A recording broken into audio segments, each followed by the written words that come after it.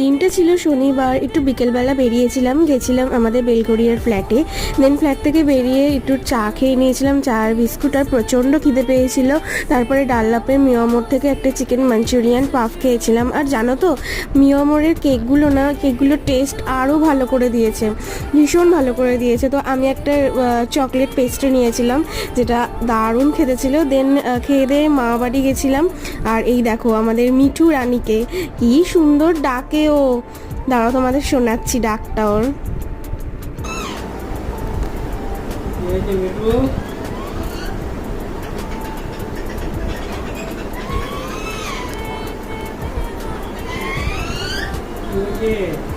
তারপরে বাড়ি এসে আমি আমার বাচ্চাদের আদর করতে লেগে গেছি। আর আমার ছোট ছেলেটা এখন প্রচুর আদর খায়। আগে একদমই গায়ে হাত দিতে দিত না, এখন খুব আদর খায়। যদি তোমাদের ভিডিওটা ভালো লেগে থাকে, লাইক এন্ড সাবস্ক্রাইব করে দিও।